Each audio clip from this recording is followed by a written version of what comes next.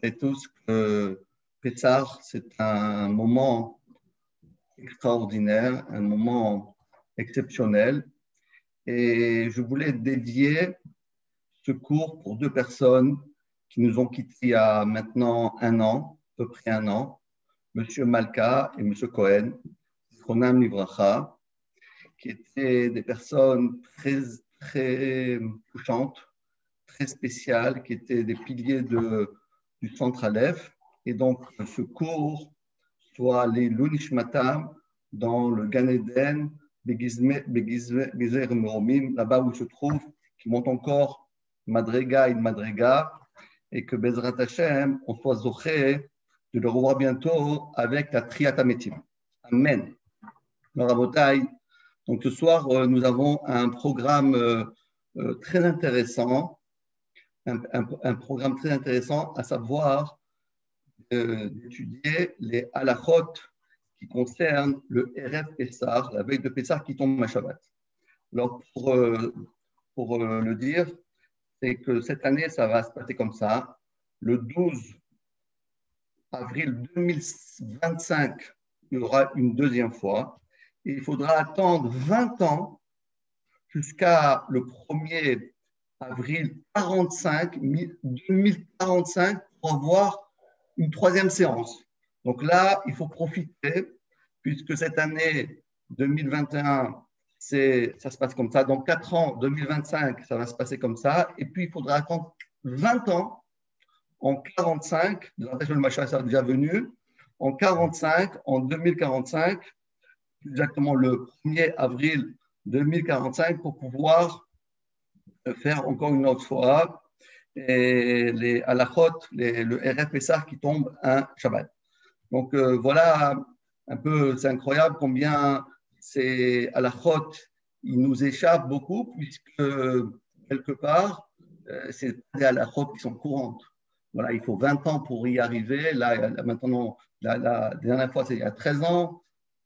Aujourd'hui, cette année, après, on aura en 2025, 45 et la prochaine fois en 2048. Bon, ça fait beaucoup d'années. Beaucoup de choses qui peuvent se passer, surtout l'avenue du Mashiach. Et donc, nous allons essayer d'apprendre et réviser ces halachot. Alors, je voudrais, avant de rentrer dans le vif du sujet, dire deux choses, deux approches de ce qu'on appelle la halakha en général, et en particulier la halachot de Pessah.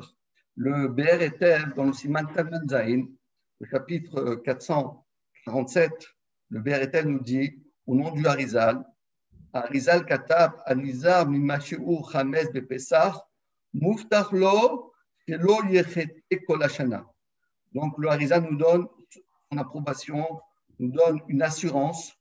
Celui qui fait attention à Mashou de Pessah, c'est-à-dire qui fait attention à ne pas transgresser la halachot de Pessah, même un Mashou, c'est-à-dire que Chal qui ne lui reste pas une miette à droite, à gauche, etc., tous les halachot dans sa perfection, Muftachlo, Hachem lui donne son assurance chez Lo Yecheta Hashana. Une sorte d'assurance vie que Hachem nous donne, que celui qui il réussit son Pessah, alors Hachem lui dit, tu sais quoi, tu n'auras pas d'avérotes, tu n'auras pas de problème dans la vie, tu n'auras pas de PV, tu n'auras pas de corona, tu n'auras pas le Covid-19. Bon, Hachem, c'est incroyable combien c'est écrit dans le Shulchan Aruch, dans le Be'er Etev, emmène ça. Deuxième point que je voulais vous dire en guise d'introduction, c'est écrit dans le Kaf HaChaim que celui qui va s'adonner aux préparations de Pessah, à l'abdika, au biour, à faire tout ce qu'il doit faire, il va brûler des calories, puisque évidemment, Pessah, ça ne se fait pas tout seul. On court ici, on fait des achats, on prépare, on court.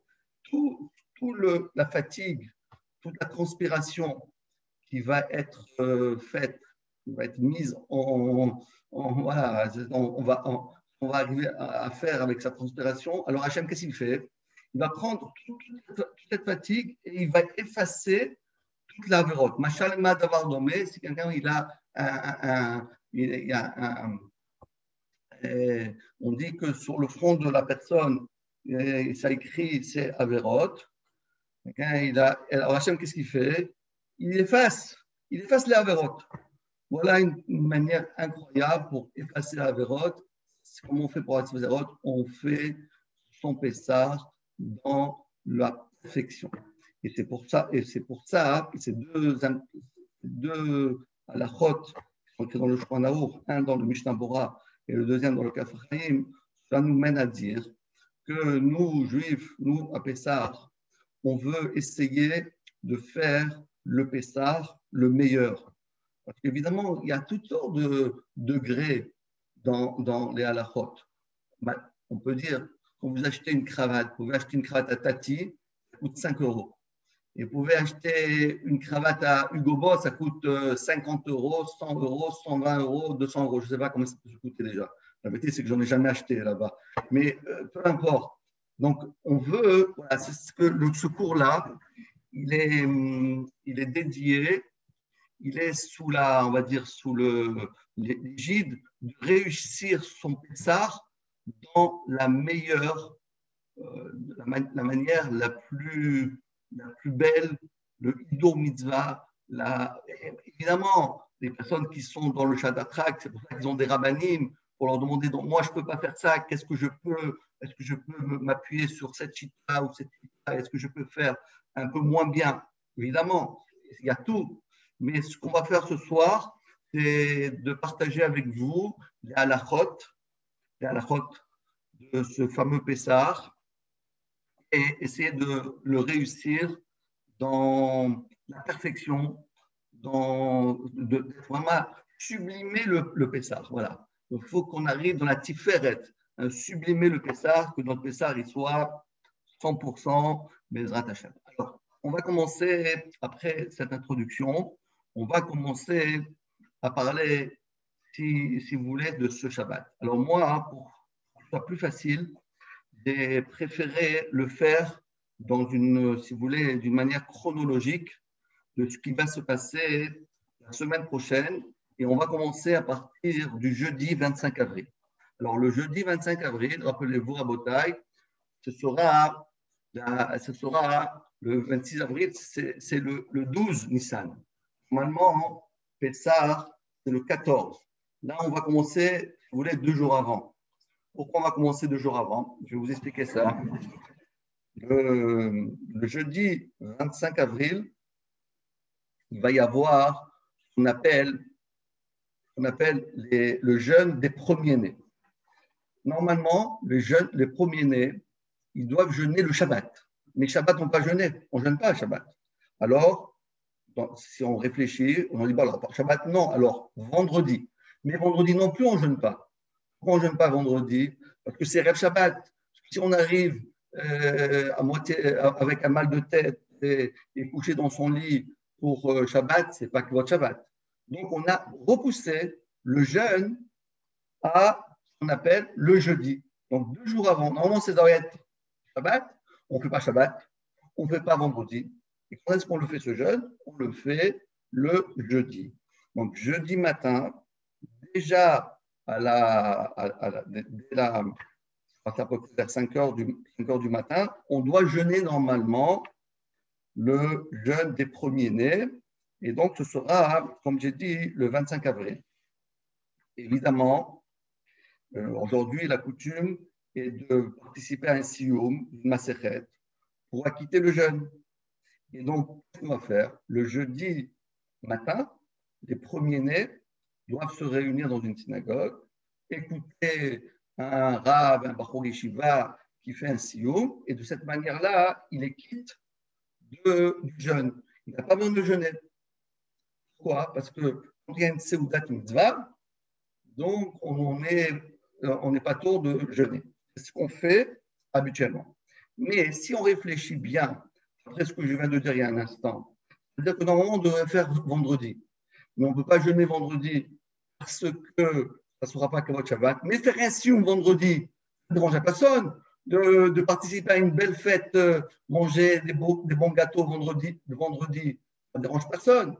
Pour ça, le Stapler, le père de Rav Chaim Kanevsky, qu'est-ce qu'il faisait? Il faisait le sioum le jeudi, parce que lui-même, il était Bechor, il était premier-né. Et comme ça dérange vraiment personne de faire un autre sioum le vendredi, donc qu'est-ce qu'il faisait lui? Il faisait 2 sioum. Et le jeudi et le vendredi.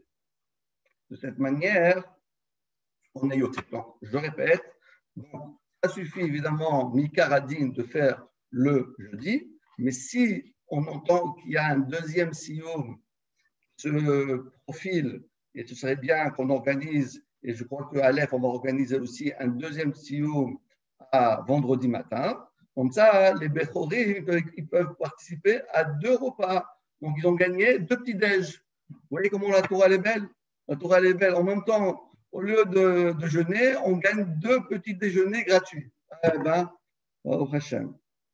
Donc, ça, c'est la première halakha. C'est vrai que le Shulchan Aruch, il dit qu'il y en a qui disent que du fait que Shabbat, on ne peut pas jeûner, donc il faut le repousser à jeudi. Mais comme jeudi, ce n'est pas vraiment la bonne date. Donc, on n'est pas tour.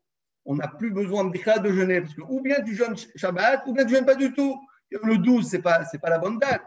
Mais quand même, le minhag est de jeûner le jeudi. Et pourquoi je vous dis quand même qu'il y a cet avis? Que lorsqu'il y a une personne qui a loupé le sioum, il ne sait pas faire un sioum, il ne peut pas terminer Maseret Bava Batra avec Ouf Ain Zain Dapim en une matinée. Et bien que le Gonvina, il est arrivé à faire le sioum de Menachot, de Zvachem Menachot en une soirée. Bon, mais ça c'est le Gonvina.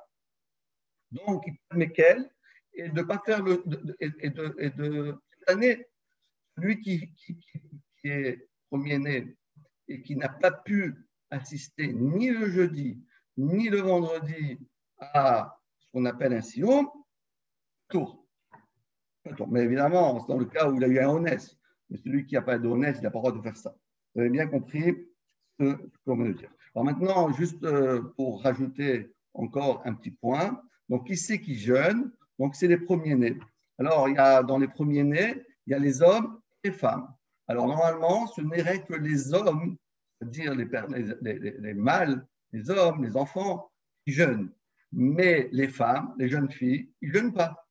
Mais il y a beaucoup de minagim, entre autres le minag des Tunisiens, et que les femmes aussi qui sont bechorim, ils jeûnent. Mais encore une fois, on ne jeûne pas, on fait le sioum. Alors comment on fait? À l'époque, il y avait des femmes qui venaient directement écouter le sioum, ou bien ce qu'on faisait aujourd'hui, parce que c'est difficile d'amener les femmes. Donc, qu'est-ce qu'on fait?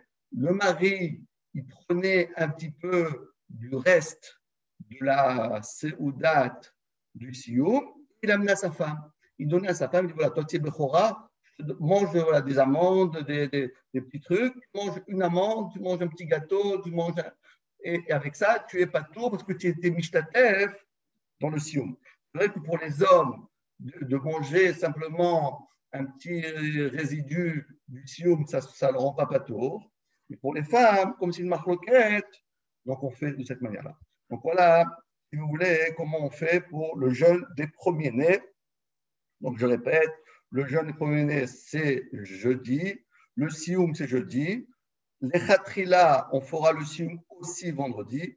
Celui qui n'a pas pu faire ni jeudi, ni vendredi, alors en vérité, il n'est pas de tour. Et les femmes, si on peut, pour ceux qui ont le minag, de leur donner un petit peu de gâteau, quelque chose qui reste du sioum, et de cette manière-là, ils sont prêts. Voilà, donc la matinée du jeudi, elle est bien pleine. Maintenant, on avance. En bataille, deuxième partie, ce qu'on va appeler la Bdikat Hametz. Alors cette année, la Bdikat Hametz aussi, elle n'aura pas lieu comme chaque année. Évidemment, on ne peut pas faire la Bdikat Hametz vendredi soir parce que c'est Shabbat. Eh bien, on a bien compris, on peut prendre une bougie et faire la Bdikat Hametz le Shabbat. Donc, comment on va faire? On l'a devancé, la Bdikat Hametz. Elle sera faite, la recherche du Hametz se fera jeudi à la tombée de la nuit, c'est-à-dire ici à Paris, ce sera à 19h50. à 19h50, on commence à faire l'abdikat Hametz, c'est 7 Kochavim avant et pas après non plus. Avant parce que ce n'est pas encore le temps et pas après parce qu'on n'a pas le droit d'étudier, on n'a pas le droit de manger, on n'a pas le droit de vaquer à ses occupations, donc on n'a pas fait l'abdikat Hametz. Et donc, bien qu'on a encore largement le temps, puisqu'on a encore tout le jeudi et encore le vendredi, et même Shabbat jusqu'à la 4e heure, on a le droit de manger du Hametz, mais la Bdikat Hametz, elle peut se faire que la nuit. Donc, quelle nuit on a? On a la nuit du vendredi, du jeudi soir. Le vendredi soir, on ne peut pas. Le matin de Shabbat, on ne peut pas parce que ce n'est pas la nuit. Donc, la seule nuit qui est devant nous, c'est ce fameux jeudi à la tombée de la nuit qui est à 19h50. Et donc, on va faire exactement tout ce qu'on fait habituellement, à savoir l'abdikat Hametz. On fera la bénédiction.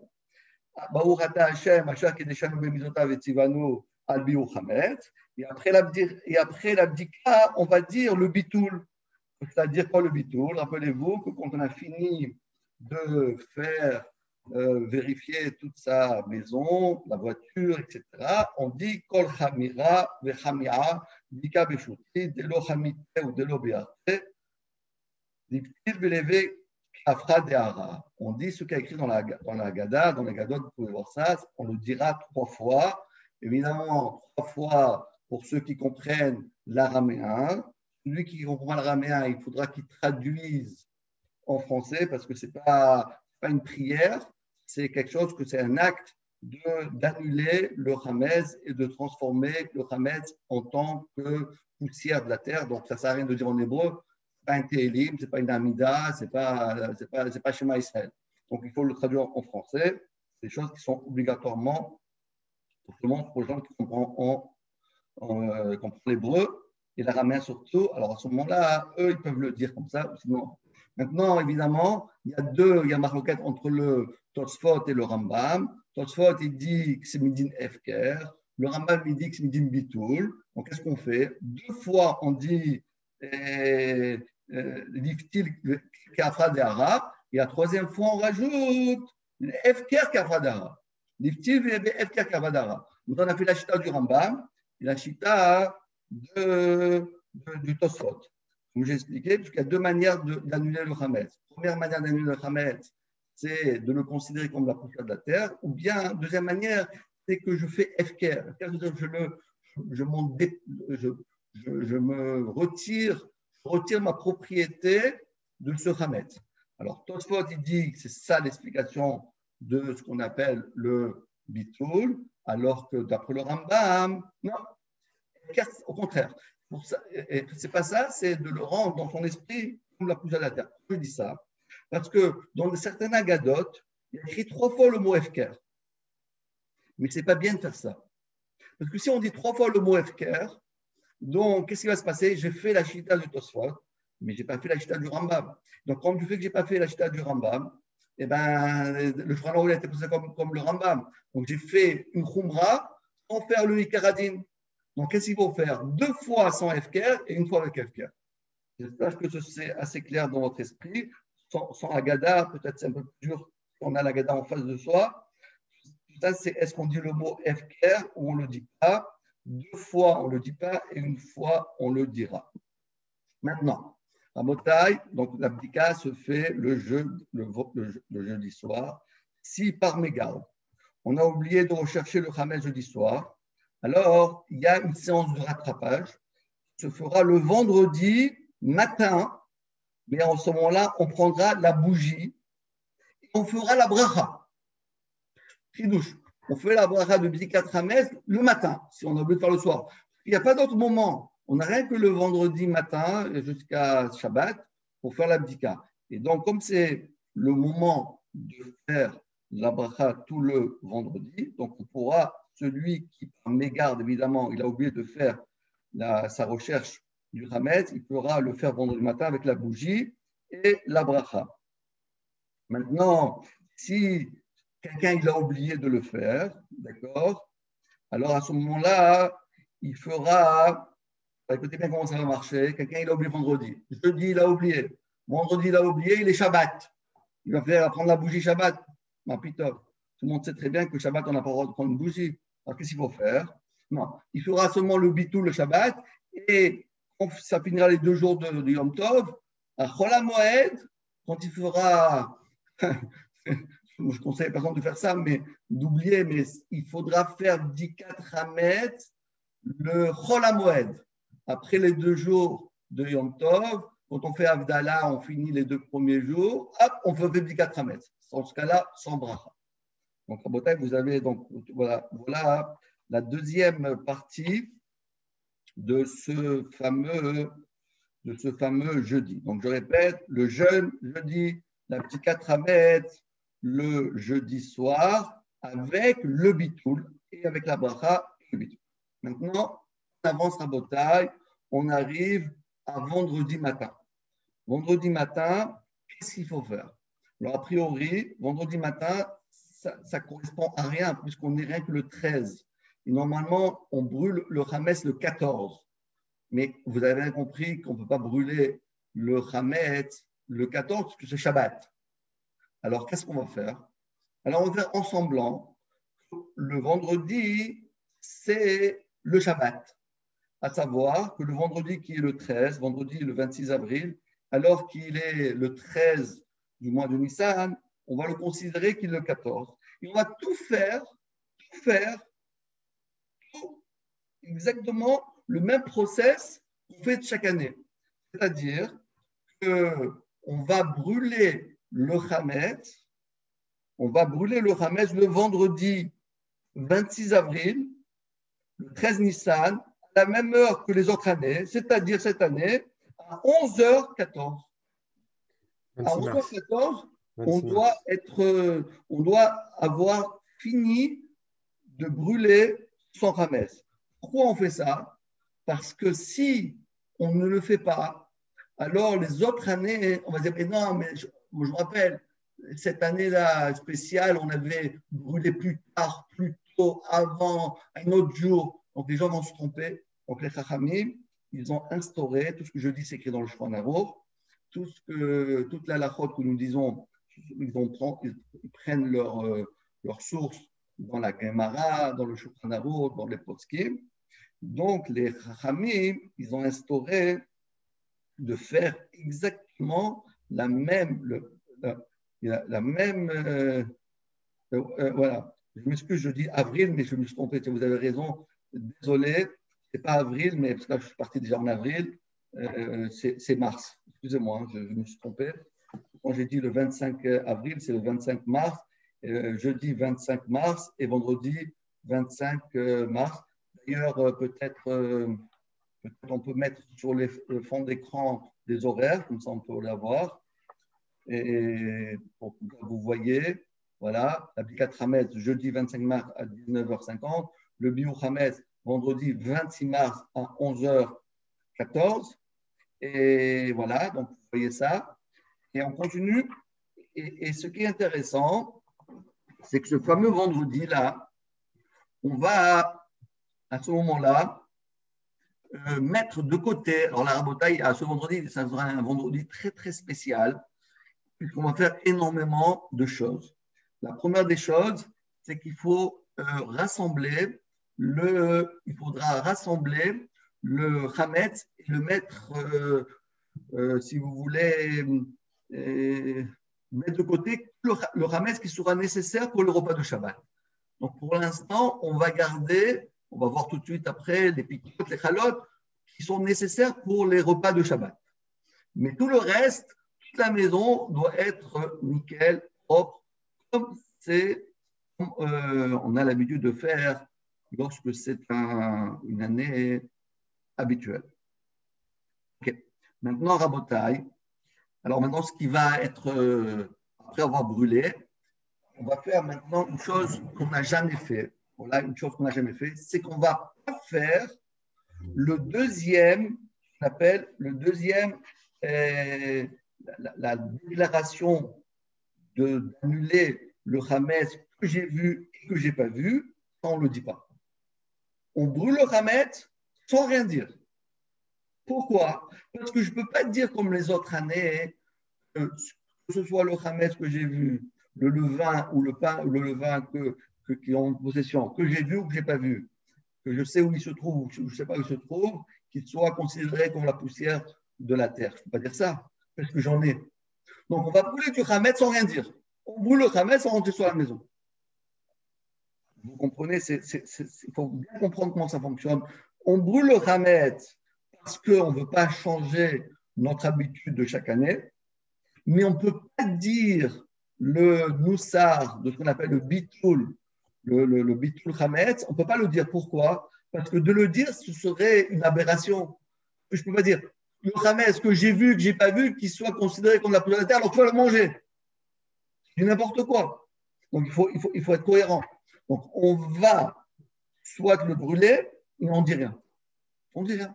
On brûle, et on dit les Shana Abba Birushalayim, on peut chanter, surtout pas, mais surtout pas dire le moussard de Bitul Hametz. Voilà. Donc, voilà une différence très importante par rapport aux autres années. Maintenant, ce vendredi, on a énormément de choses à faire. C'est-à-dire qu'on va préparer son Shabbat et aussi on va préparer en amont le Yom Tov. Pourquoi il faut préparer son Shabbat? C'est normal parce que c'est écrit dans la Torah, on doit préparer son Shabbat, c'est une Misa Mina Torah. Mais la préparation du Yom Tov, elle est nécessaire et presque obligatoire pour ne pas retarder le démarrage du soir du Seder. Donc, qu'est-ce qu'il faut faire? Donc, j'ai une petite liste très importante.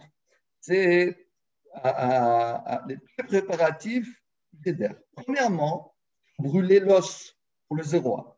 Deuxièmement, il faut préparer l'eau salée. Pourquoi? Parce qu'on n'a pas le droit de faire de l'eau salée pendant Shabbat, pendant Yom Tov. Troisièmement, il faut préparer le charoset. On ne l'achète pas. Quatrièmement, il faut ouvrir les bouteilles, les paquets de matzah. Cinquièmement, on doit préparer les bougies de Yom Tov qui sont allumées à l'issue de Shabbat. Donc, les personnes qui prennent des bougies, il faut les installer dans les bougeoirs. Sixièmement, on doit allumer une bougie qui brûlera jusqu'à samedi soir pour allumer à partir de sa flamme. Évidemment, parce qu'on n'a pas de lumière, on ne pourra pas faire Avdallah, ce qu'on va apprendre après. On va faire, le soir du Seder, on va faire Ekidouche Avdallah, ce qu'on appelle Yakneaz. Et donc, on est obligé d'avoir une source de feu, donc allumer, acheter une bougie de 48 heures pour pouvoir avoir une flamme. Évidemment, il faut prélever les chalotes de l'Edematzot. En général, c'est fait. Il faut vérifier, pour les gens qui achètent de la laitue, vérifier qu'il n'y a pas des bestioles dans la laitue. Les matzot, shmurot, certains préparent des sacs, préparent déjà, il les pèse. Il les pèse avec un pèse électrique pour chacun et ses 30 grammes. Ça prend du temps pour les partager. Ça aussi, il faut déjà les partager et les préparer en avance. Donc, tout ça, on a une bonne partie du vendredi pour avoir tous les ingrédients du Pessah. Et de cette manière, arrivé Motzai Shabbat, le Seder, tac, tac, on peut facilement mettre la table du Seder, comme on va apprendre bientôt, c'est que la table du Seder n'a pas le droit d'être dressée on n'a pas le droit de la dresser avant la sortie du Shabbat.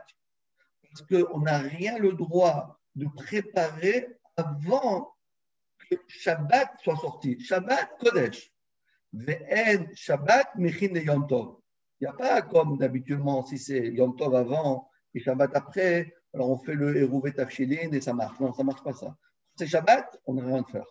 Donc d'un côté, c'est bien parce que ce Shabbat-là, on va faire quelque chose d'extraordinaire. On va permettre à nos femmes de faire une bonne sieste. En général, les femmes, ils viennent au Seder, le premier verre, ils tiennent. Le deuxième verre, c'est presque du surnaturel. Mais après, pas tour. Tout le monde va dormir. Tout le monde est fatigué.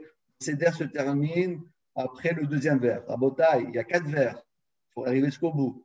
Donc, qu'est-ce qu'on va faire? On va faire une bonne sieste ce Shabbat et ça va nous donner beaucoup de force pour pouvoir bien faire son seder, bien s'appliquer à le faire.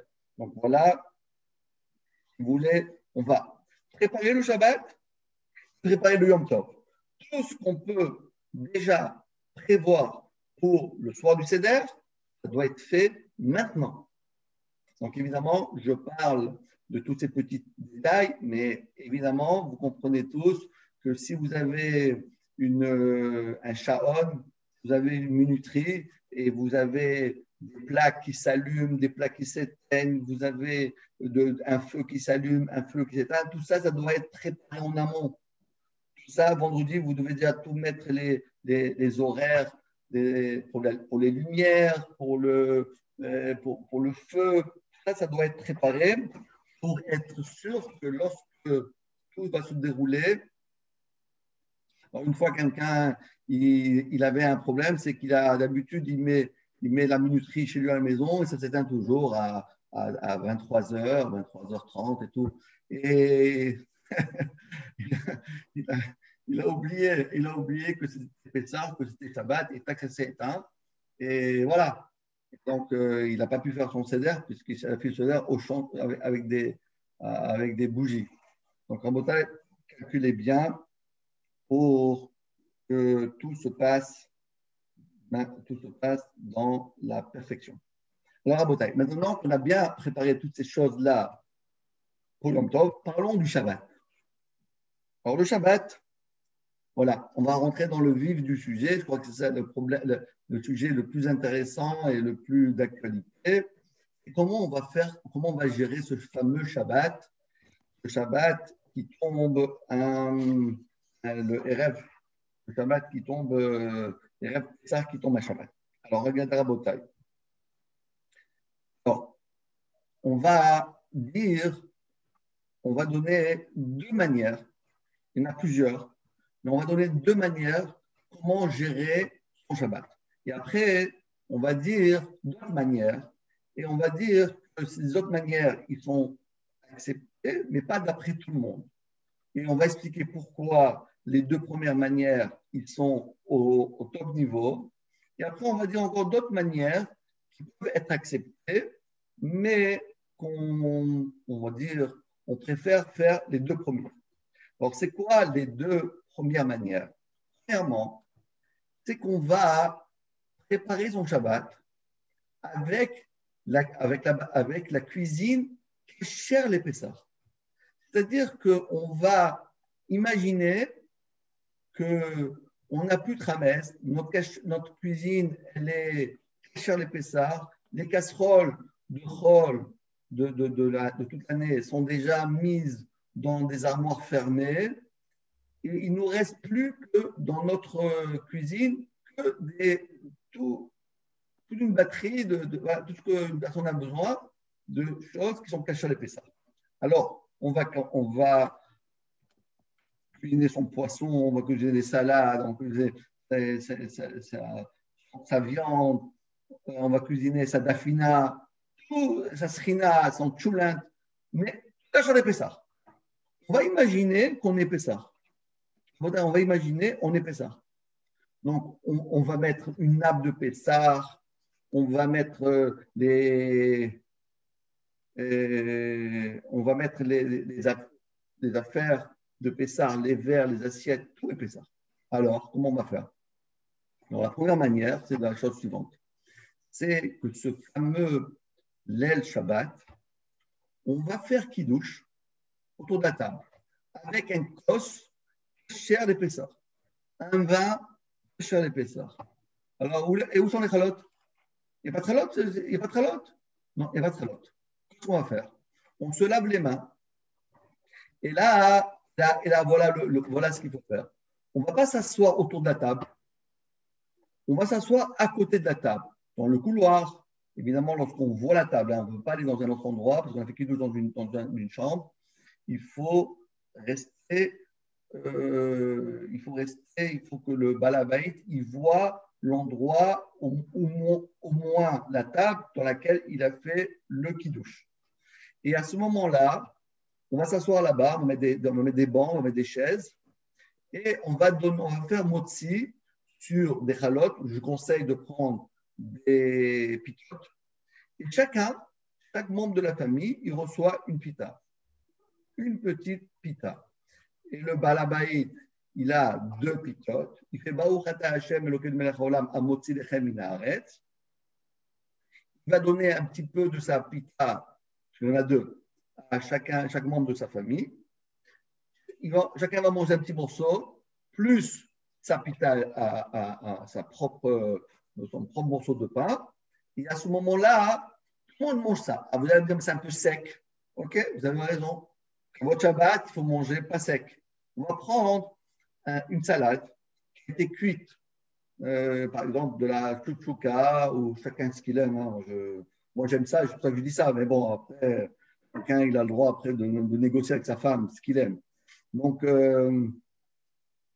et on va le mettre dans un ustensile en carton, des petits raviers, en carton en plastique. Et chacun, il peut prendre avec une cuillère en plastique. Chacun, il peut mettre un peu sur sa pita, quelque chose pour que ce soit, on peut manger sans s'étouffer, tranquillement. Et on va manger sa pita. Avec une pita, on est yotse des coladéot. Donc, on mange son kazaït, il y a un kabetza dedans. Donc, on a fait la mitzvah. Et lorsqu'on a fini de manger ce morceau de pain, alors, à ce moment-là, on va se laver les mains. Il n'y a pas tellement de miettes, il n'y a pas tellement de vin, mais bon, on ne sait jamais, on se lave les mains, on se lave la bouche, on s'essuie et on revient s'asseoir autour de la table de Pessah. Et là, on se fait un festin, je ne vous dis même pas le festin qui vous attend ce Shabbat. Ça va être le plus beau Shabbat de la terre, de l'année, puisque c'est Shabbat à Gadol. C'est Shabbat à Gadol, bien qu'on la dracha, on l'a fait déjà avant, mais ce Shabbat à Gadol, c'est le Shabbat où Hachem il a fait les miracles. Et le premier miracle, c'est que Baruch Hashem, que Hachem donnait le mérite de vivre ce Shabbat. Donc ça, c'est la première manière. C'est une manière qui est, halachiquement parlant, la meilleure et la plus facile à mettre en œuvre et qui ne compose, on va dire, aucun problème, si ce n'est d'avoir des pitons dans des petits sachets. Par exemple, un membre de famille, on va dire qui a 12 enfants, parce qu'à moins que 12 enfants, voilà, il faut avoir 75% de la SNCF, c'est obligé d'avoir 12 enfants, comme Yaakov Avinu. Donc 12 pitotes, le papa et la maman, 14 pitotes, plus un en plus, ce que de faire tout ça, ça fait 15. 15, c'est Hachem Tour-Olamim. C'est Yud-Ke, c'est Yud, c'est la Chokma, c'est la Bina, et Bezrat Hashem, ensemble, ça fait, voilà, c'est comme Yud-Ke, Vav-Ke, c'est le nom d'Hachem. Voilà, de cette manière, on a bien fait la mitzvah. Là, vous comprenez qu'on a fait, regardez ce on est arrivé à faire dans sa première option. On est arrivé à faire dans sa première option de manger du pain comme il se doit et de ne pas avoir des miettes, parce que la pita, ça ne fait pas des miettes. Si on a quelques miettes, on va se secouer et on va après prendre ces miettes-là et les jeter dans les toilettes ou dans la salle de bain et on fait couler de l'eau, il ne reste plus de miettes. Et de cette manière, on peut passer un très beau Shabbat. Bien que certains poskim, on a posé la question à Rav Eliashiv et à Shlomo Zalman, mais oui, mais quand on arrête de manger le pain, peut-être qu'il faut faire après, sur le repas, il faut faire des brachot, il faut faire, on mange faire chez Akol, il faut il dit non, c'est pas vrai, parce que c'est la même Seouda. C'est la première manière. Et la même chose, on fera pour le matin. Le matin aussi, on fera exactement la même chose, c'est-à-dire que le Shabbat matin, on verra après les horaires, on mange du pain, et après on s'assoit et on prend un bon repas. C'est la première manière. Et qu'est-ce qu'on fait pour terminer la première manière? Qu'est-ce qu'on fait pour Seouda Shlishit? Pour Seouda Shlishit, alors à ce moment-là, il y a ce qu'on appelle la Seouda Shlishit. On peut prendre de la matzah Ashira, pour ceux qui prennent la matzah Ashira, si c'est un bon cher. On peut prendre, ceux qui n'ont pas de matzah Ashira, alors on peut prendre de la viande on peut prendre de la viande, ou bien, comme c'est dans le Shulchan Aruch, de la viande, ou bien du poisson. ou bien des pérotes. Et comme dit le Ben Israël, c'est des pérotes, on prend les pérotes des Israël, on peut manger des dattes, on peut manger des dattes, etc. Et si vraiment on n'a pas tout ça, on peut prendre même une pomme et ça marche aussi. Donc, comme ça, on fait pour la massacre. Mais seulement, si on fait ça, il faut, pour la soudage chiste, il faut terminer avant 16h05, comme vous voyez sur le tableau là. C'est la première manière. Deuxième manière, encore mieux que la première, moi je l'ai mis en deuxième position alors que c'est la meilleure parce qu'elle est beaucoup plus dure à faire. Ce n'est pas tout le monde qui arrive à faire. Parce que vous savez tous qu'on on a un horaire très, très, très, très juste à respecter, à savoir qu'on doit avoir fini de manger le Hametz à 9h59, c'est-à-dire à 10h du matin. Alors, c'est vrai que dans certains calendriers, ils ajoutent un petit peu plus. Il y en a qui disent à 10h20, il y en a qui disent à 10h même et demie, 10h30. Mais bon, je me suis basé sur les horaires de M. Stevie, d'ailleurs, qui sont reconnus aujourd'hui comme étant les horaires les plus sérieux. Pourquoi il y a une différence? Il y en a qui disent 9h59, il y en a qui disent 9h20, il y en a qui disent 9h30. C'est à peu près une demi-heure de différence qu'il y a entre les horaires. C'est parce qu'il y a une marloquette, comment calculer la Mouda Shachar et comment calculer le Tzedakah Kochavim. Alors, d'après ça, si on commence un peu plus tôt, le Hamoud HaShachar, et on termine un peu plus tard la journée, donc la journée est plus grande, donc si on partage ça en 12 heures, donc chaque heure elle est un peu plus grande, donc ça ajoute encore quelques minutes, et donc ça ajoute encore 20 minutes de plus. Mais je me suis basé, moi, je marquais cette heure-là, c'est l'heure qu'on va mentionner au centre Aleph, suivant les horaires de M. Tivi, qui a fait un calendrier, Mash Meadrim, il a l'ascama de tous les Gdol Israël. C'est à 9h30. Alors, qu'est-ce qu'il faut faire? Regardez la deuxième manière qui est plus difficile, mais celle que moi je fais, c'est plus dur. Donc voilà. Imaginez-vous, vous devez finir à 9h59 votre repas. Alors quand vous allez vous réveiller, la rabotaille, la tfila à Aleph, il commence à 8h45. Et à 9h59, vous allez devoir finir le repas. Mais c'est impossible. Impossible. Parce que la tfila, ça dure à peu près 1h30, allez, 2 heures. 2 heures de tfila. Donc, si vous commencez à 8h45, plus 2 heures, ça fait 11h45. Et à 10h du matin, c'est terminé. Donc, il faut faire ce Shabbat, il faut faire comme les fortiches qui se lèvent tous les jours au net. Il faut faire très vite la tfila, pas bâcler.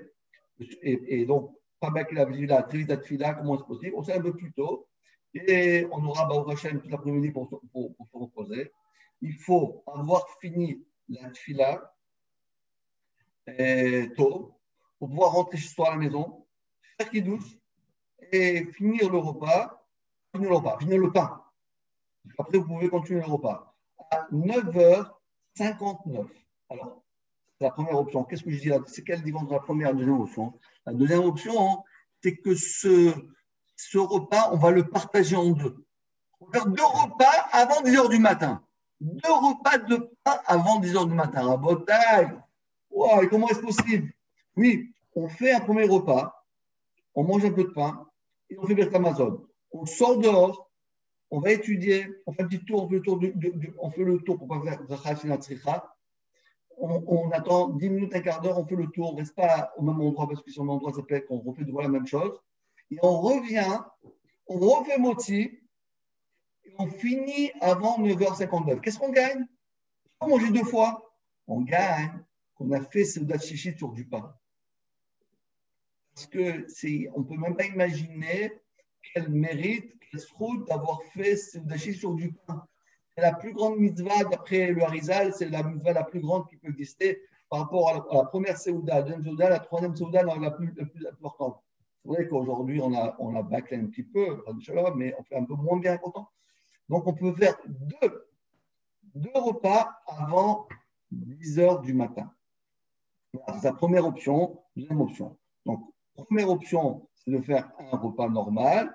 Et puis, ça y est, et après, on continue le repas. Deuxième option, c'est avant 10 heures de partager la journée, 10 heures du matin, partager ce laps de temps en deux parties, deux repas et terminer avant 9h59.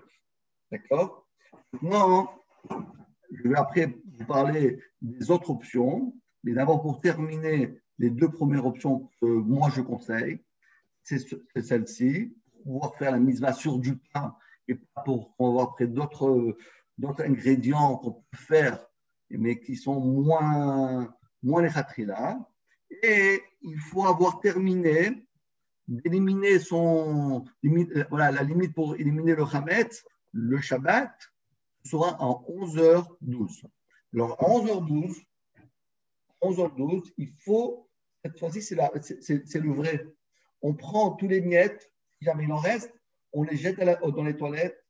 Si c'est un gros morceau de pain, il faut l'émietter, le jeter dans les toilettes. Et à ce moment-là, on doit dire le biour. C'est là maintenant qu'il faut faire. Pas le vendredi, parce que là, vous voyez, c'est exactement la même heure. 11h12, le vendredi, c'était 11h13, parce qu'il y a un jour de différence et une minute de moins. Donc, il y a écrit 11h13 ici, 11h12. Et donc, la différence, il y a deux fois le biour hametz. Ça, c'est un biour hametz fictif.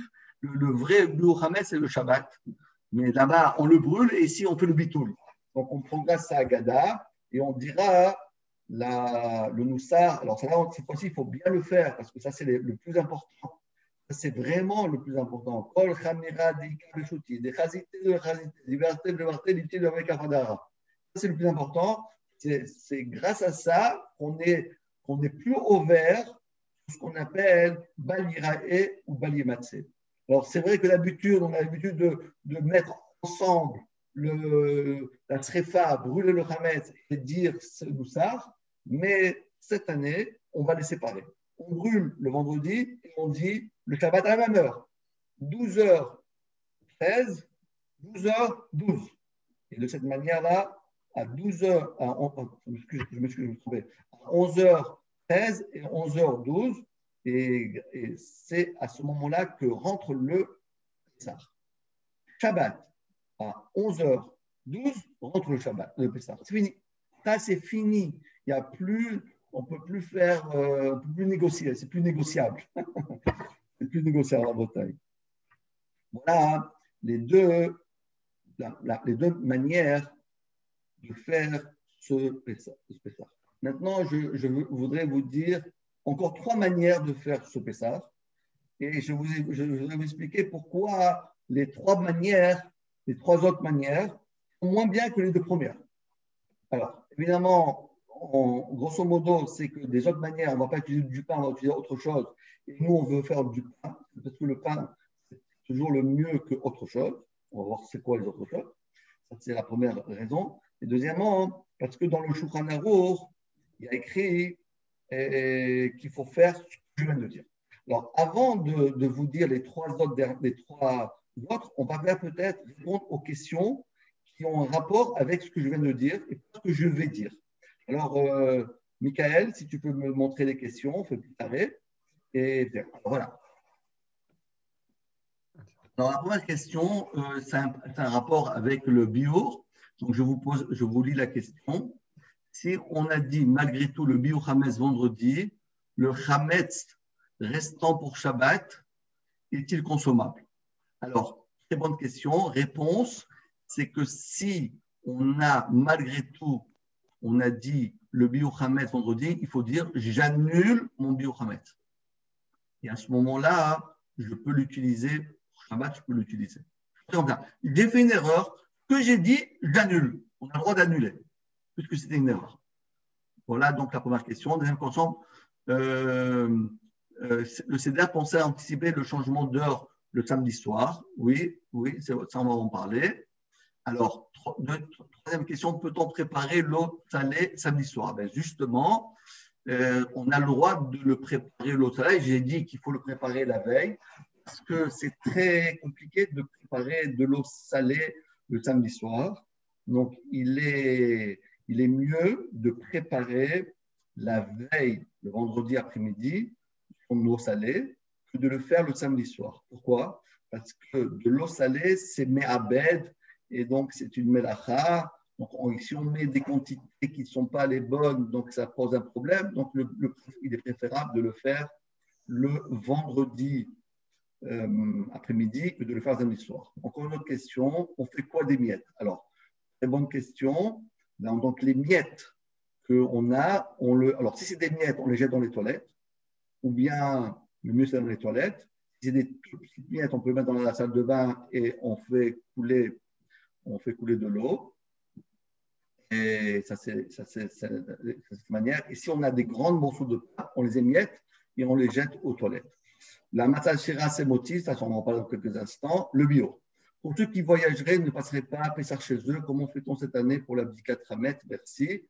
Alors, c'est… Mercredi. Est-ce qu'on le fait mercredi? C'est pas merci. Merci pour la réponse, mais c'est mercredi. Ah, je n'ai pas lu parce que je ne vois pas la fin de la truc. Voilà. Donc voilà, cette question, je ne pourrais pas vous répondre comme ça en deux, c'est assez complexe.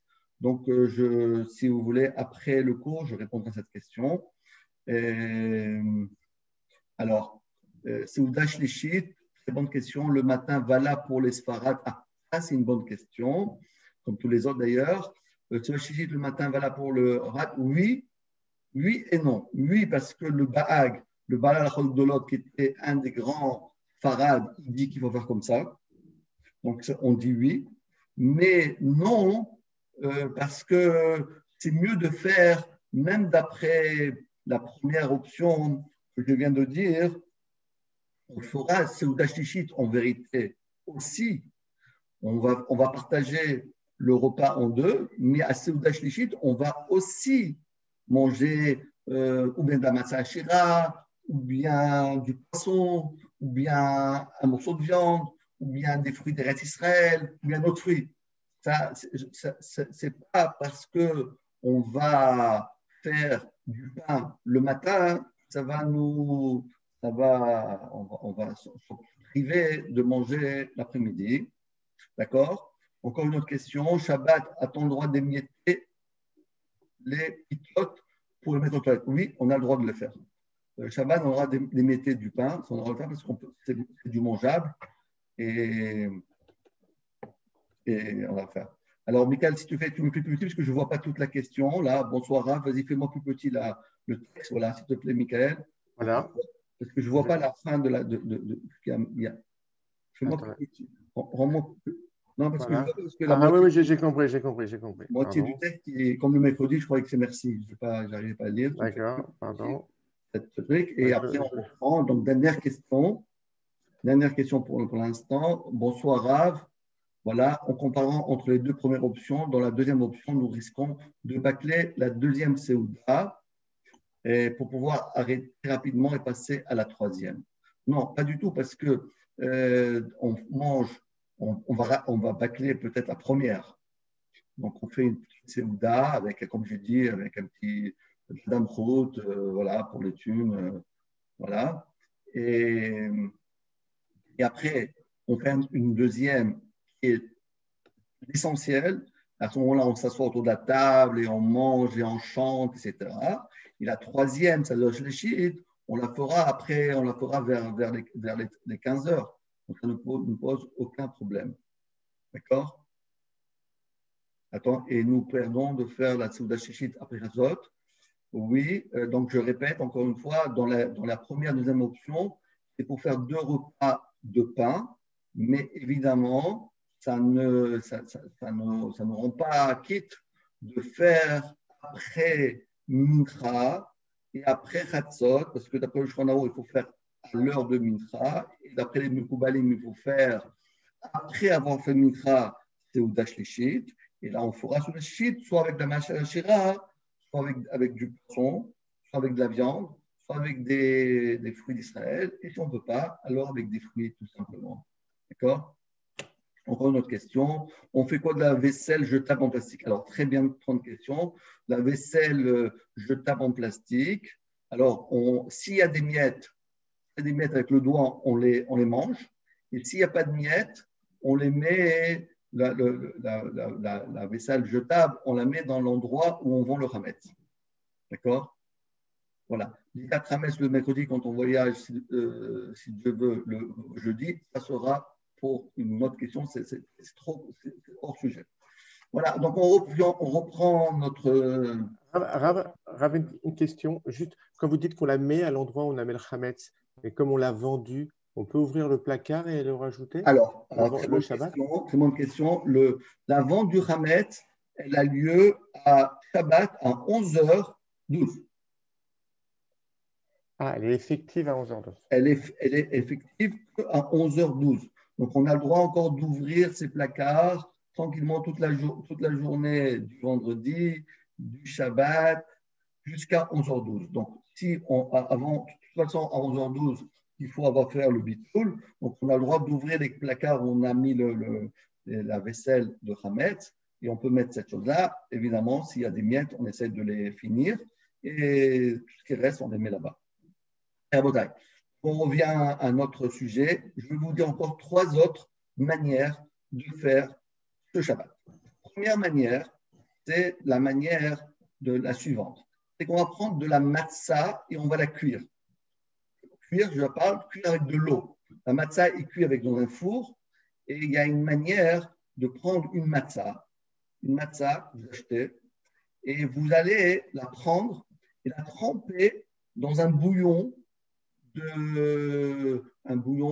parvé, mieux parce qu'après vous ne pouvez pas manger le poisson, dans une soupe au poireau, je ne sais pas, une soupe, vous allez les tremper.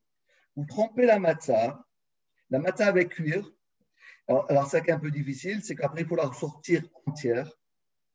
Il faut la sortir entière et la laisser sécher. Ça, il faut le faire avant Shabbat, évidemment. Donc il faut préparer ces matzot cuits dans de l'eau avant Shabbat et en faire pas mal. Et de cette manière-là, pourquoi? Parce que lorsqu'on fait comme ça, on va transformer la matzah en une matzah consommable, même ce Shabbat. Pourquoi? Parce que la Torah nous dit qu'on n'a pas le droit de manger des matzot le vendredi, on n'a pas le droit de manger des matzot le Shabbat, mais c'est bon des matzot on peut se rendre quitte de la mitzvah de Pessah. Mais s'ils sont cuits, je dis cuits dans l'eau, s'ils sont cuits dans l'eau, alors à ce moment-là, ces matzot, je ne peux pas les utiliser pour faire la mitzvah. Donc, puisque je ne peux pas faire la mitzvah, donc ils perdent un petit peu le statut de ce qu'on appelle, matzat mitzvah. Donc, qu'est-ce que je fais? Je prends ces matzot et je vais faire les chemishné. Je vais prendre 2 matzot entières qui vont avoir un goût soit un peu spécial avec au goût d'oignon. Bon, chacun comme il aime. Et je vais faire motzi. Vous pouvez faire motzi. Le soir, le matin. Et même, vous pouvez faire et le soir, et le matin, et même sur la shlichit. Avec du pain. Et faire un moti lechem minaret sur la shlichit. Donc, vous pouvez faire le soir, le matin, et sur la shlichit, toujours avant 14h, comme on a dit 16h05. Toujours avant cette heure-là, parce qu'après, on ne peut plus rien manger. Donc, de cette manière. Alors, c'est une troisième manière. Quelle est un petit peu la difficulté de cette manière? C'est que beaucoup de poskim considèrent que le fait de faire cuire une matzah, ça ne lui enlève pas entièrement le statut de matzah de mitzvah. Donc, comme il y a une marloquette, alors évidemment, on peut le faire, c'est faisable. Difficile à le faire parce que, en général, lorsque vous trempez une matzah dans de l'eau bouillante, elle s'abîme, elle se casse, elle fond. Donc, il ne faut pas faire trop longtemps, il ne faut pas faire assez longtemps. Donc, il faut arriver à retirer des matzot shlemot et pour toute la famille. Donc, voilà la troisième manière. Quatrième manière, c'est de faire sur de la massa hachira. Il faut acheter de la massa hachira et on peut l'utiliser le soir, le matin et à Soua Shlichit. Et à ce moment-là, on fera la bracha à Motzi Lechem min haaretz sur la matzah hachira.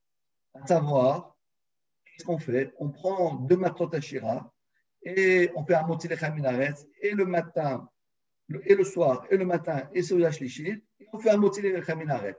Seulement, un peu la difficulté qu'on a dans sa quatrième manière, c'est qu'il faut en manger énormément. Il faut en manger à peu près 230 grammes, ça veut dire presque un quart de kilo pour chacun de matzah hachira. C'est un peu difficile. Troisième, on va dire la cinquième et dernière manière que je vais vous dire ce soir, c'est le soir de manger carrément des matzot. Pourquoi? Parce que d'après certains poskim, ils préconisent que l'interdiction de manger des matzot, c'est seulement à partir du matin, à partir du Shabbat matin. Mais manger des matzot le vendredi soir, ça ne pose aucun problème.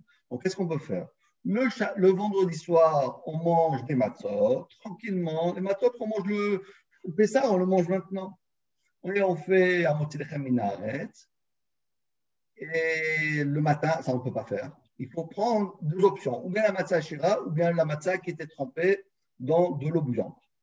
Voilà les 3 manières autres. Alors pourquoi je ne conseille pas de faire ces manières-là? Parce que le temps il est un peu court.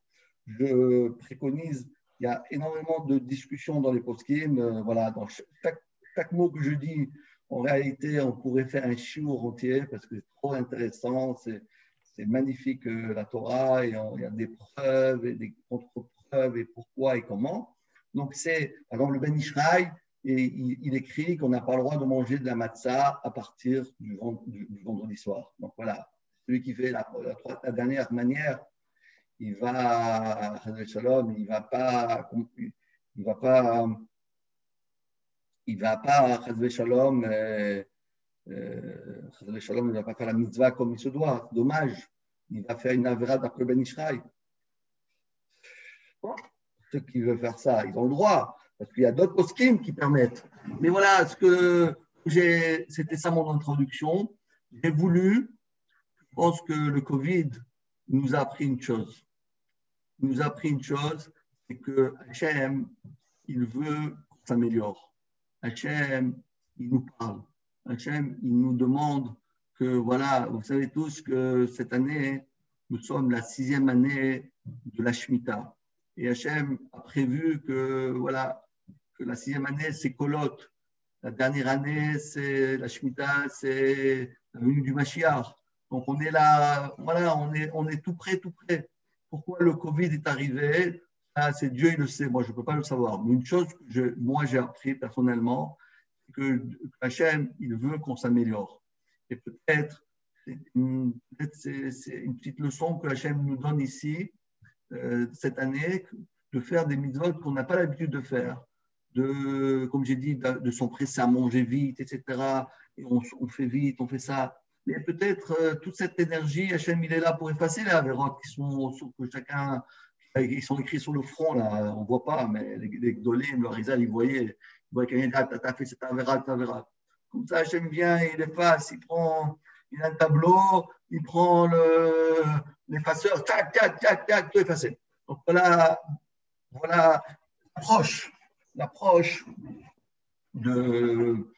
l'approche de cette mitzvah extraordinaire qui est la mitzvah de Pessah.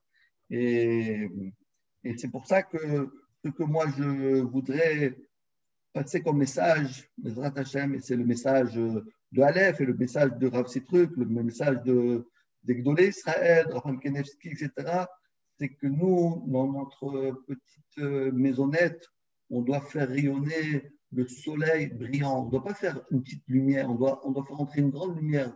On essaie de faire un Pessah merveilleux, sublime, un Pessah qui doit éclairer l'humanité. Parce que, évidemment, vous savez tous, qu'on s'écrit dans le Sefer, dans le Nevi'im, qui met cette rameret, Misraïm, Arénou, flotte, Hachem nous prépare des miracles. Les miracles de Pessah, ce seront mamash, ils seront comme une goutte dans la mer.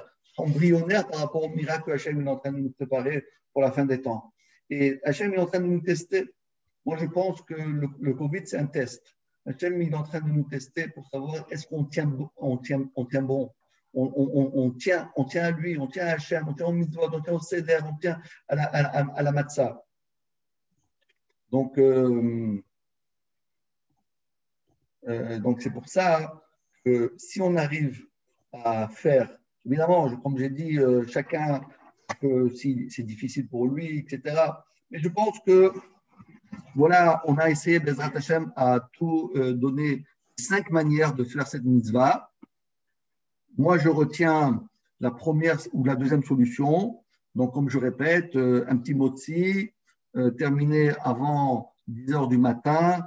Pour ceux qui peuvent faire 2 motzi et la Seuda Shlishit, on fait un mincha et après on rentre chez nous à la maison, un mincha à 14 heures, un 14 heures. On revient à la maison, on peut manger de la matzah shira sans faire, cette fois-ci, sans faire motzi, hein, parce qu'on ne peut pas manger 250 grammes, 200 grammes, 230 grammes, c'est énorme. La matzah shira, ça ne se mange pas tellement facilement. Et de cette manière-là, on termine notre repas de Seuda Shlishit à 16h05, Matzah Shira, ou bien. Alors, pour les Ashkenazim, ils n'ont pas le droit du tout de manger Matzah Shira. Je parle de Matzah Shira, je ne sais pas si il y a certains Ashkenazim parmi vous. Alors, je veux dire un peu quand même les halakhot des Ashkenazim, quand même. Là, je vois Michael, je ne peux pas lui parler, il va me dire quoi, Ravaozi, et moi, je n'existe pas. Donc, je suis obligé de lui dire que non, les Ashkenazim ne mangent pas de Matzah Shira, ça. Mais par contre, ce qu'ils mangent, et d'ailleurs nous aussi on peut en manger, ce qu'on appelle les kneidler. Kneidler, c'est quoi? De la farine de matzah.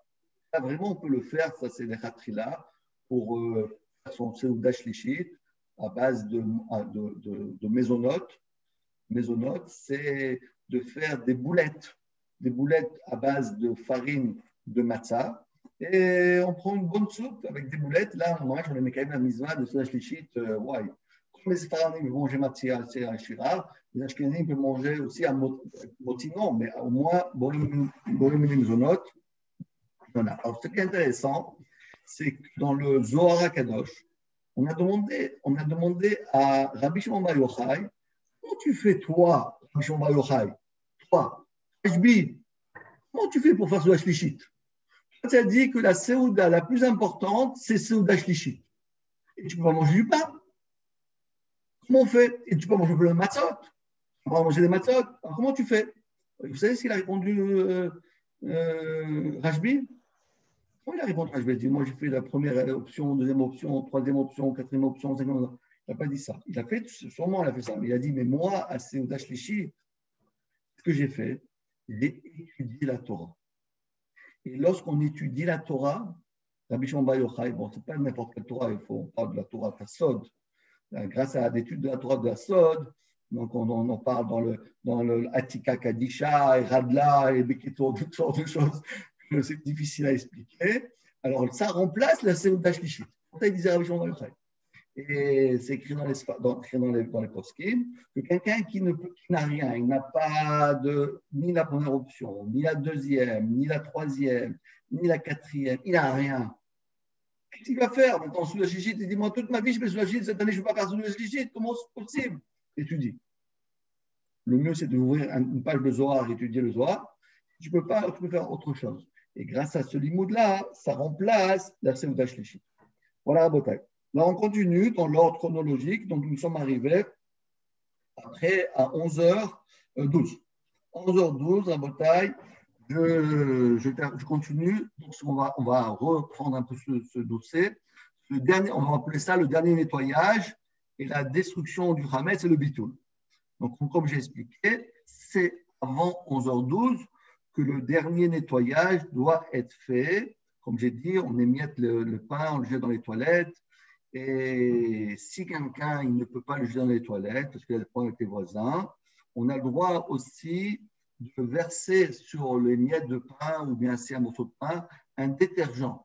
On a le droit de mettre du sif, toutes sortes de détergents qu'on a dans notre maison. Et à ce moment-là, on a le droit de le garder dans sa poubelle. Mais on ne peut pas le jeter parce qu'on ne peut pas sortir parce que c'est Shabbat. Alors, vous prenez un morceau de pain, vous mettez du cif dedans, de la javel, n'importe quel détergent, et vous le mettez dessus, pardon, et à ce moment-là, il n'est pas saoul.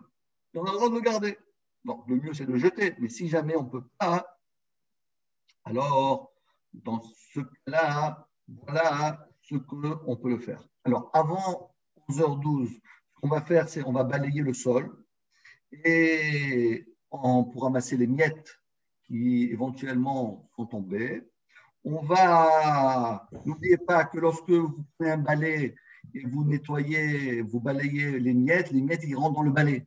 Donc, c'est très beau de ramasser les miettes avec le balai, mais le problème, c'est que le balai lui-même, il a plein de miettes. Donc, n'oubliez pas d'enlever aussi les miettes, de secouer le balai pour enlever les miettes. Les miettes. Et on va se secouer des habits. On n'a pas le droit d'utiliser une brosse pour se brosser les habits, parce que la brosse est moussée. Et comme j'ai dit, on va prononcer à 11h12, on va prononcer le bitoul. Et à ce moment-là, on est arrivé à ce qu'on appelle le bitoul chamet. Maintenant, Rabota, écoutez bien, on a parlé un peu de ça. Quelque chose de très important, c'est ce que je viens de dire il y a quelques minutes, c'est qu'il y a une interdiction de préparer Yom Tov pendant le Shabbat.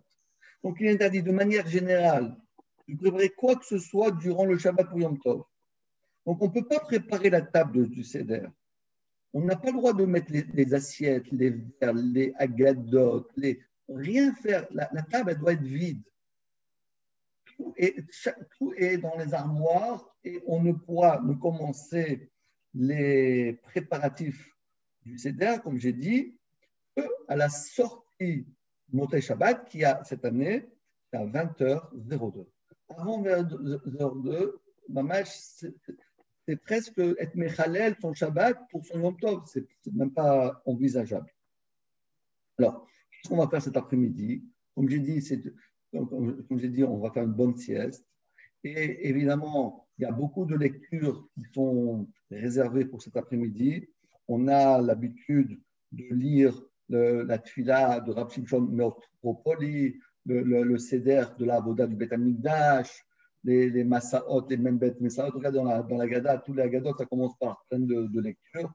C'est intéressant, Rav Kenevski, par exemple, à ce moment-là, il fait une bénédiction à tous les gens qui aident le Koupat Hayir, par exemple, après avoir lu la Tfila de Rav Shimshon Nostropoli. C'est un moment très, très, très important dans le calendrier juif. Pourquoi? Parce que c'est le moment où on fait le Korban Pessah. Et si on demande à Hachem de nous reconstruire le temple, et demander à Hachem de nous envoyer le Mashiach, c'est maintenant, c'est le bon moment, c'est ce qu'il faut faire. Donc, de cette manière-là, on va se préparer petit à petit. On peut réviser les chidushim de la Haggadah, apprendre la halachot du Seder. On a le temps, une autre fois, on va voir avec Michael si on fait une autre section, un autre shiur pour la semaine prochaine, on verra. Et donc, voilà l'après-midi. Alors maintenant, la sortie de Shabbat, début du Seder, attention parce qu'on a un petit problème, c'est que les maris et les femmes ne sont pas toujours au même endroit. Les hommes ils sont à la Sina, ils sont au Beth Knesset, et les femmes, ils sont à la maison. Et à ce moment-là, c'est très important puisque si une femme, elle veut commencer avant que son mari rentre de la prière à 20h02 de la préparation du Seder, n'oublions pas de dire Amavdit ben Kodesh les Kodesh. Ce n'est pas ben Kodesh les Chol, parce qu'on a ici Shabbat et Yom Tov. Shabbat c'est Kadosh, Yom Tov c'est Kadosh. On doit dire Baruch Amavdit ben Kodesh les Kodesh. Donc, une femme qui veut commencer avant que son mari rentre et il va faire Kiddush et Abdallah, elle dit Baruch Hamabdin ben Kodesh les Kodesh à 20h02 et à ce moment-là, elle peut commencer à aimer la table, elle commence à préparer tout le Seder, etc., etc. Et à ce moment-là, le mari, il rentre et il va faire un Kiddush qui est tout à fait exceptionnel. C'est ce qu'on appelle qu'on appelle le kiddush yakneaz. Alors, le kiddush il consiste à quoi faire dans une seule et même kiddush. On fait kiddush et Havdalah en même temps. On fait kiddush et Havdalah en même temps. C'est-à-dire, on va commencer par Baruch Hu et Geffen, après on va faire le kiddush. Et quand on a fini le kiddush, attention, on reste toujours avec son verre. À ce moment-là, on va faire Boré, Meoré Aesh. On va prendre, c'est ça que j'ai expliqué tout à l'heure, qu'il faut que dans toutes les maisons juives, on a un air qui a duré 48 heures et on peut utiliser cette lumière. Parce que quand on va trouver de la lumière, maintenant, on va trouver du feu. Il faut avoir du feu. Alors, comment on fait pour faire Boré, Baour, Hamavdid, Ben Kodesh? Comment on va faire pour faire Boré, Meoré Aesh, pardon. Alors, qu'est-ce qu'il faut faire? Attention, on va approcher ce nerf et on va prendre une allumette. En général, on a l'habitude de prendre une allumette du côté où il y a le soufre, mais de l'autre côté. On va mettre deux allumettes. On les met deux allumettes à côté. Donc, on peut faire directement sur deux allumettes, en deux allumettes, ou bien le nerf et l'allumette. Donc, ça va faire une flamme avouka. Et à ce moment-là, on fait Baour Hatachem Boré Meoraesh. Et après, on prend l'allumette, encore allumée, on la pose sur une assiette. Et on ne l'éteint pas. Et de cette manière, on peut continuer le kiddush et on va faire Amabdil ben Kodesh Lechol ben Ola Chosher Baruch Ata Hashem et on va finir par Amabdil ben Kodesh le Kodesh comme les femmes et on termine par un Shechianu.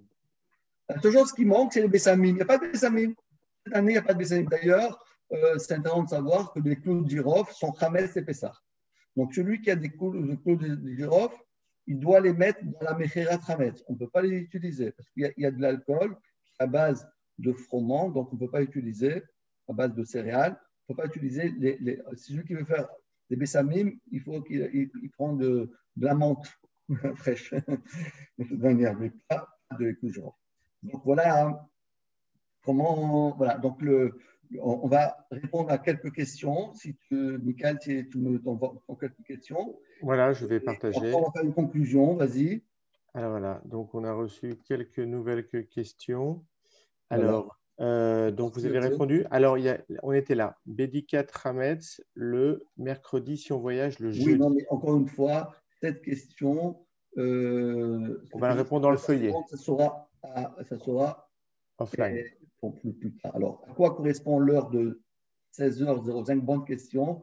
L'heure de 16h05, c'est calculé pour ce qu'on appelle Sha'a Assyrie.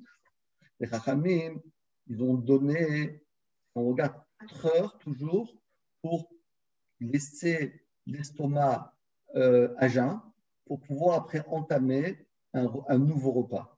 Alors c'est vrai qu'il y en a certains qui disent ça pour 6 heures, la preuve entre la viande et le lait, c'est 6 heures, mais parce que la viande, c'est très gras. Donc, on a laissé encore 2 heures supplémentaires. Mais en général, pour qu'une digestion se fasse de manière correcte, c'est 4 heures. Donc, entre 16h05 et 20h, il y a 4 heures qui s'écoulent. C'est exactement l'horaire pour laisser l'estomac à jeun, afin justement on rentre dans le Pessah avec l'envie de manger les matzot. Encore une autre question. Juste un instant. Voilà. Et les deux matzot cuites avec un œuf milieu, je ne comprends pas la question. Il manque pas un petit. Michael, il manque pas un petit peu. Je regarde. Voilà. Si on a 2 tables, si vous pouvez préparer la table du Seder le vendredi pour que la table soit déjà prête.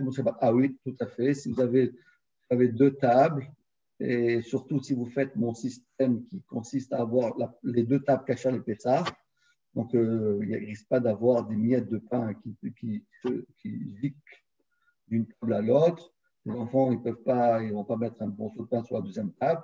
Évidemment, vous pouvez faire une table pour le Shabbat, une table avec tout le Seder, aucun problème.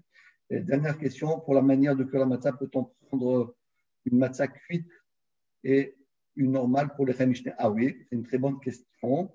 Alors, une matzah cuite et une matzah de l'Echem Mishneh, on a tout à fait le droit de l'utiliser pour faire l'Echem Mishneh. Et plus que ça encore, je peux vous dire, On peut prendre même une challah et une matzah.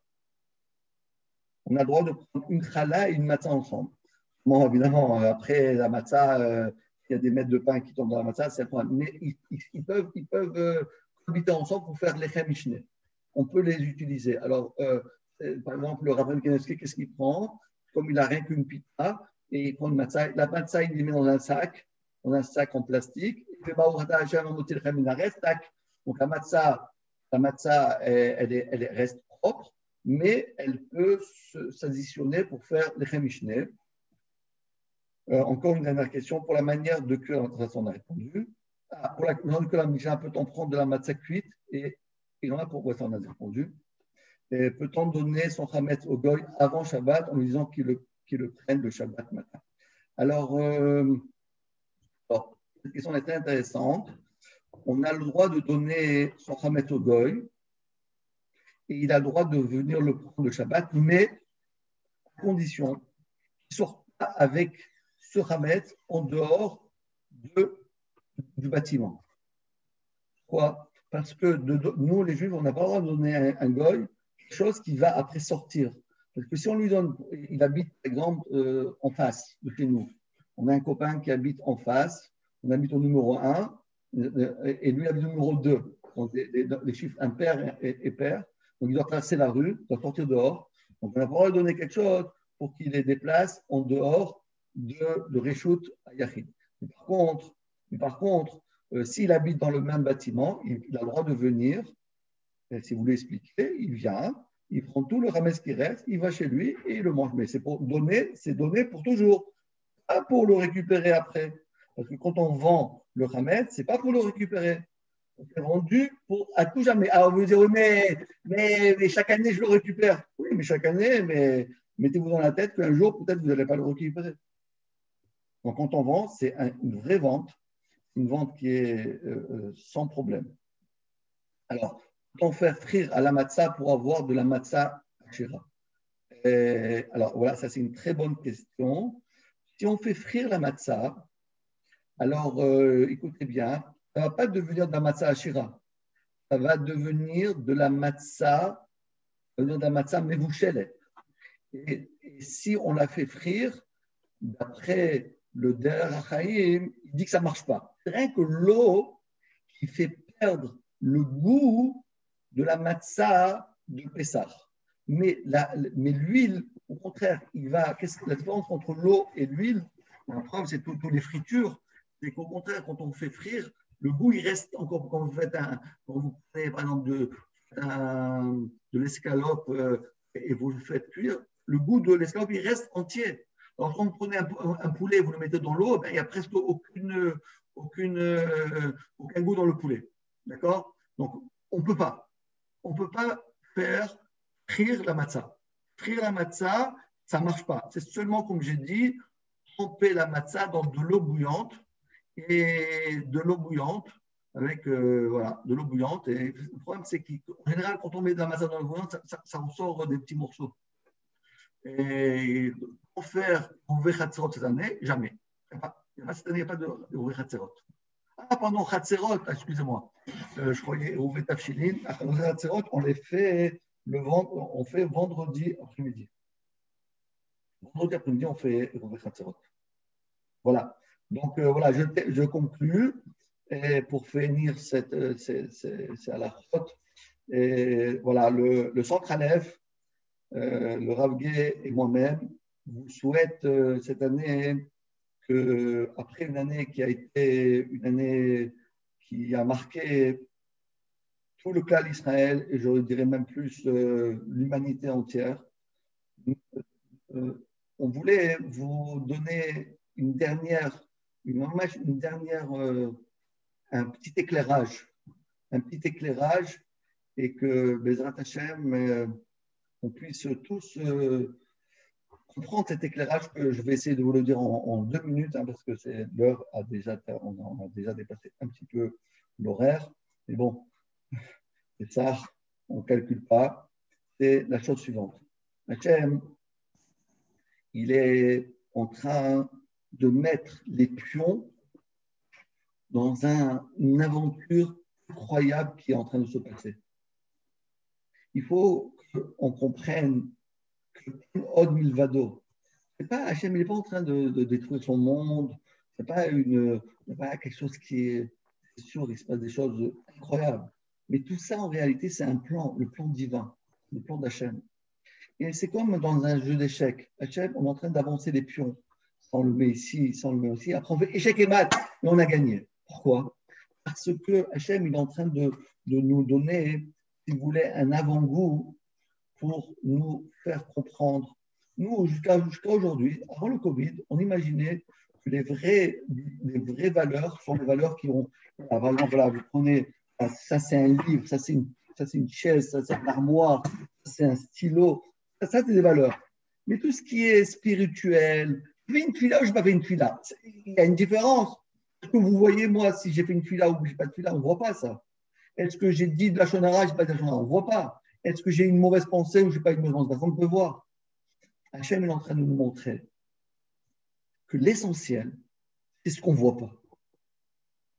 Le Covid, est-ce que quelqu'un parmi vous a vu le Covid? Moi, je ne l'ai pas vu. Je n'ai jamais vu le Covid. Je sais que le Covid fait beaucoup, beaucoup de dégâts. Hachem, il est en train de montrer, regardez, investissez dans l'invisible. Investissez dans les vraies valeurs qui sont les valeurs de la Tfila, de la Torah, de la Yirat Shamayim, de la Avat Hashem. Investissez dans l'amour de son prochain. Investissez dans votre famille. Investissez entre vous et vos enfants, vous et votre femme, votre mari. C'est ça ce que Hachem veut dire. Des choses qu'on ne voit pas. Donc, ce qu'on ne voit pas, c'est le réel. Tout ce qu'on voit, c'est l'irréel. Parce que, en deux mots, si vous connaissez un peu la science, c'est des atomes. C'est quoi les atomes? C'est rien. On a une balle de ping-pong dans un stade de foot et on a des électrons qui tournent autour et au milieu, on a le noyau. Mais qu'est-ce qu'il y a entre rien? C'est du vide. Rien. Alors on croit qu'on tape dessus, bon, ça c'est du bon bois, ça c'est une bonne voiture, ça c'est une belle maison. À Botaï, voilà ce que Hachem est en train de faire. Il est en train de nous apprendre à changer notre vision. Ce qui est important, c'est de se retrouver tous ensemble, toute notre famille, tous nos amis. Ce soir du Seder, ça doit être un Seder qui doit faire venir le Mashiach. Pourquoi? Parce que le Seder, c'est la lumière. Et d'ailleurs, le mot Seder veut dire on va mettre un peu d'ordre. Le Seder, c'est de l'ordre. On a fait de l'ordre, on va mettre dans notre esprit, dans notre cœur. Et Bezrat Hashem, on se souhaite tous, Bezrat Hashem, d'entendre le soir du Mashiach, même déjà avant, la venue du Mashiach, Amen. Les amis, donc Chazak au Barour. Michael, merci beaucoup on remercie Michael Chisportif pour avoir mis tout ça en place. Et je vous souhaite un Pessah cher de Saméar. Pourquoi Saméar? Parce que des fois, quand on fait le Seder, des fois, on est un peu nerveux. Rabotaille, si on connaît bien la lachote, on a besoin d'être nerveux. On peut faire un beau Pessah avec beaucoup de joie, Pessah cher de Saméar. Rendez-vous la semaine prochaine, on vous dira. Voilà. Merci.